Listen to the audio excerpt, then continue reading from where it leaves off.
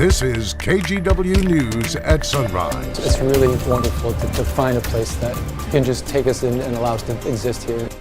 A local nonprofit helping people clean up while they cool off. It's offering a service during this ongoing heat wave that most of us take for granted. Good morning, I'm Thomas Schultz, live from Pioneer Courthouse Square. Coming up, we'll tell you how triple-digit temperatures are impacting food trucks, especially those without AC. And would you choose to be chased by a bull through the street? Nope. Thousands of people in Spain did. We'll tell you about this century-long tradition later on in our show. I mean, we've been showing these highlights for years on the news, and every time it comes up, I'm like, nope, no interest. You? Nope. You? I don't want to. Well, you know. No way. You know? No way. I might take the big bull on. So have we stopped answering questions honestly on the show? Yes, we have. Let's go to the weather. Speaking of not being honest, here's your weather forecast. Just kidding. No, come on. My goodness gracious. Well, we don't tell the truth all the time, as it turns out. We have beautiful blue skies up there. To get back to serious mode, we believe this will be the final day of the excessive heat warning, the final day of temperatures getting to 100 and better, so relief is expected tomorrow. However, we're going to be going from 100-something down to about 93 tomorrow, so a decent drop, but still uncomfortable if you're in a home without AC. 67 is where we sit right now. Here's a look at our morning ahead, and obviously this morning will be the most comfortable part of the day. This shows 82 at 10 o'clock this morning, rising up to 90 or better by noon, 95 at 1 p.m. And there's the high today. Yesterday was 102. Today we think we could get as high as 104 with the excessive heat warning in effect. Chris? That hurts. All right, let's go ahead and give you the look at the drive on the west side right now. Highway 26 coming down the hill from Sylvan. The sun is right in the driver's eye, but so far not impacting the commute there. There's I-5 through North Portland. That looks good as well. And a quick check over the east side. The Banfield's A-OK this morning, but this weekend, heads up, Interstate 84, both directions will close overnight Saturday from I-5 to I-205. ODOT will be doing some graffiti removal, some trash cleanup, and additional maintenance. That's about a 13-hour closure of I-84 between I-5 and 205. There is also a section of northbound I-5 on the Markham Bridge that will close. So just know about that. That's 13 hours this weekend, starting overnight Saturday to noon Sunday. All right, thank you, Chris. We're going to kick off our news headlines this hour on Sunrise with 3 things to know about the heat wave this morning. Number 1, the record heat is the suspected cause of death for at least 4 people in the Portland metro area. First, last Friday, an 84-year-old was found dead in Northeast Portland. 2 days later, on Sunday, 2 men were found dead in separate locations in Southeast Portland. One of them was 64, the other 75. And we've also learned that a 33-year-old man in Clackamas County died over the weekend from a suspected heat-related illness. The Portland Public School District canceled summer programming at non-air-conditioned schools today. It's the second day in a row the district has done this. District-sponsored outdoor programs also canceled today. But summer learning is happening today at air-conditioned schools. And lastly here, if you do need a place to cool off, you can text the word HEAT to 503-226-5088. We'll text you back with a link that lists off cooling centers, splash pads, fountains all across the Portland metro area. That list also lives at KGW.com. Well, we know the hot weather is having a big impact on businesses this week, including local food carts. Our Thomas Schultz joins us now from Pioneer Courthouse Square with more. Good morning, Thomas.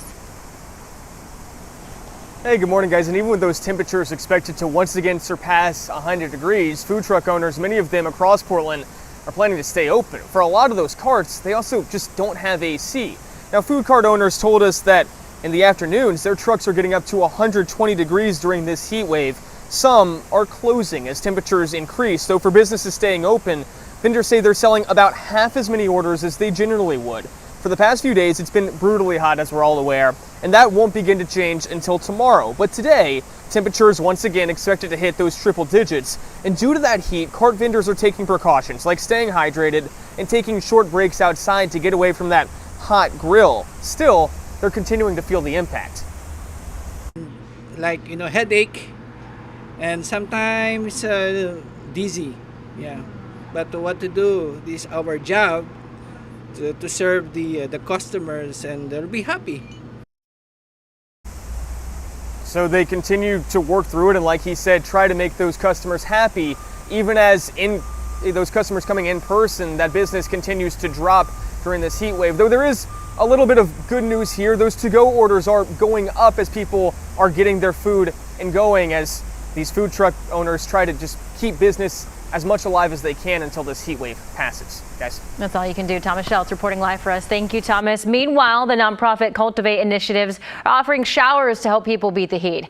In addition to helping homeless folks in East Multnomah County, the nonprofit also has 3 shower stations, one at their headquarters on 146th and Stark, plus 2 mobile shower trucks.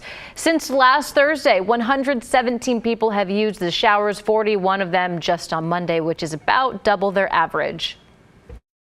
We all want a good shower during this time, and so I think we take for granted, many of us who have that, but there are thousands of folks in our city who don't have that. And so, you can find more information, including their full shower schedule, at cultivateinitiatives.org and on their Instagram. Now to some other national headlines we're following for you this morning. Hurricane Beryl has been downgraded to a tropical depression after slamming parts of Texas yesterday, leaving more than 1 million customers without power. Beryl also damaged some communities in Louisiana, downing trees and power lines and crushing structures. And take a look at this boat fire on the San Francisco Bay. You can see the flames and black smoke blowing in the wind there. The Coast Guard there says 2 people abandoned ship and were rescued yesterday by another boat. No word yet on what started the fire. And TSA officers set a new record for the most travelers screened in a single day. More than 3 million people passed through U.S. airport security on Sunday. The record was widely expected to be broken at some point over the July 4th holiday weekend. All right, quick story here before we get back to Rod's forecast. A person who lost a backpack filled with $50,000 in rare sports cars and jewelry at a Mac stop got those items back. Beaverton police tell us the person accidentally dropped the backpack at the Beaverton Transit Center on Sunday.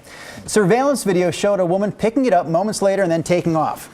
Then those rare cards showed up for sale on Facebook Marketplace. So detectives arranged a meeting with the seller yesterday and wound up arresting 34-year-old Dawn Castro when she showed up with the cards. They say they also tracked down the jewelry at a local pawn shop. Well, I'm glad they got it back. $50,000 he's carrying around in that backpack. That's also bold. I'd like to contact the person who has my baseball cards that I threw away in the 1960s, by the way. What do you think the best card that you no longer have was? I think I actually had a pretty good, it wasn't a rookie card, but it was a pretty good Mickey Mantle card that I would think would be worth something. I got a card at home. I don't know, is this guy famous? His name is George Ruth? George Herman Ruth? Yeah, he might be famous. Is that a famous player? Yeah. I may have to take a look at the worth of that card. Okay. I have some Beanie Babies. They have to be worth something these days. You know who George Herman Ruth is? The Babe. Oh, okay, well, that makes sense. Babe Ruth, yes. I know that name. Okay. Okay, here's a look at that tropical depression that we gave you the update on a moment ago. What's up to Beryl? You can see the rains up into Missouri and now moving up toward into Indianapolis, it looks like, just south of Chicago. The news is great. I mean, the winds, this will lose all of its tropical characteristics during the day today.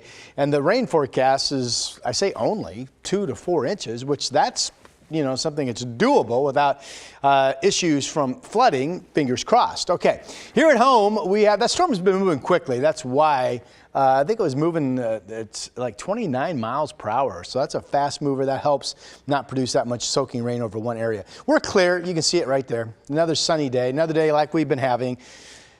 This is the final day here west of the Cascades of the excessive heat warning. The final day that we will be 100 degrees or better. We'll drop about 10 degrees down to the low 90s starting tomorrow. I mean, still toasty if you don't have AC, but not maybe unbearably hot, if you will.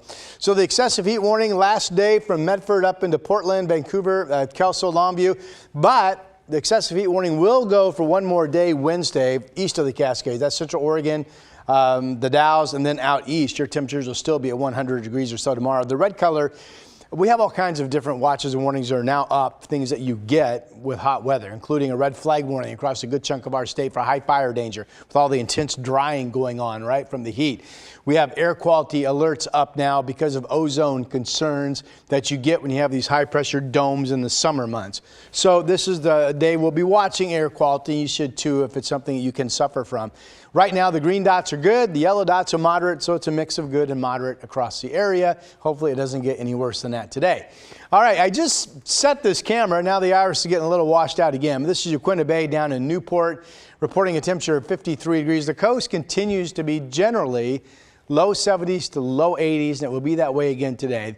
There was never, this is a bit unusual for a heat wave that's going this long and is this intense, that we've never had an east wind flow. The wind flow has always been north-northwest, and that's why the coast has continued to be fairly comfortable, 70s to low 80s. Here in town, even with that light northwest wind flow, though, we are going to be up to about 100 degrees or better. We're at 67 right now. I've got to motor through some numbers. I'm running out of time here. We have 66 in Salem, 69 in the Dalles, 65 in John Day. Basically, all inland areas will hit 100 or better statewide today. 107 in Salem. Yesterday it was 105. Today, Battleground 102, Vancouver 104. Here are the other temperatures. Again, go Salem 105, Madras 105, Baker City 102. All inland areas up to 100. The weather impact alert for 104 today in Portland. 93 tomorrow. There's the drop. I mean, 93 we'd still say is hot, except for the fact we've been up into the hundreds, right?